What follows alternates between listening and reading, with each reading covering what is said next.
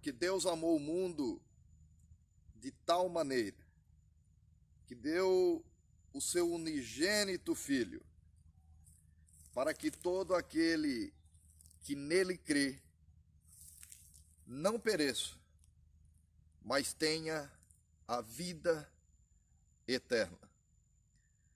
João, capítulo 3, versículo 16. João descreve o amor de Deus como imensurável de tamanho, muitas vezes até incompreendido, porque o amor de Deus não dá para dimensionar. Sempre quando nós, como ser humano que somos, vamos falar sobre determinado assunto, sempre nós usamos algo que sirva como comparativo ou uma comparação. Exemplo, nós muitas vezes falamos assim: olha, o João tem uma casa que se assemelha à casa do Pedro, em tamanho, em espaço, o local e tantos outros assuntos. Por que dou este exemplo? Porque tudo que nós fazemos, nós usamos por exemplos outras coisas, para dar tamanho, para dar dimensão, para tornar compreendido a outra pessoa sobre o assunto que estamos falando. Mas o apóstolo João diz de tal maneira, quando ele se refere ao grande, imensurável, incalculável, indimensionável amor de Deus, porque não tem comparação.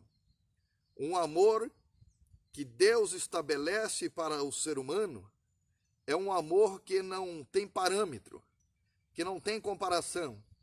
É muito maior do que possa se imaginar.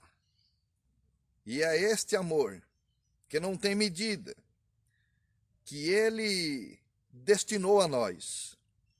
Ele nos agraciou com este amor.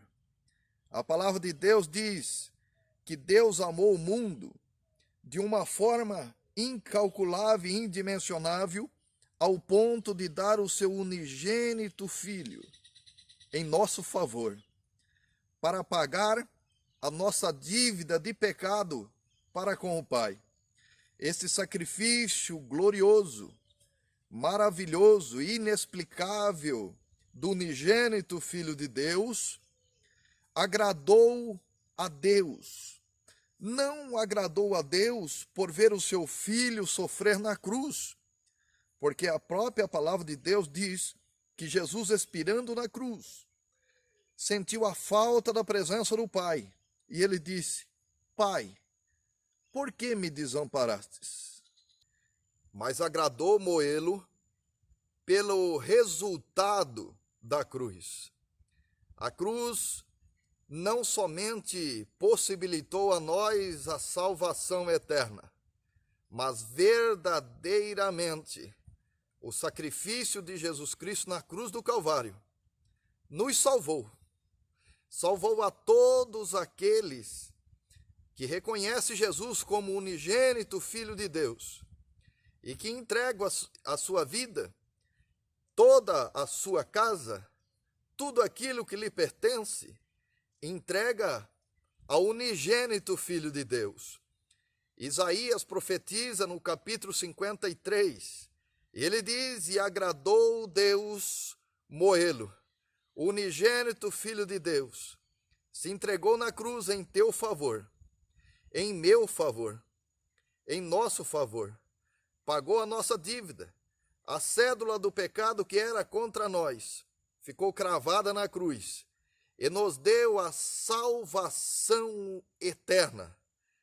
Este resultado da cruz agradou a Deus Pai.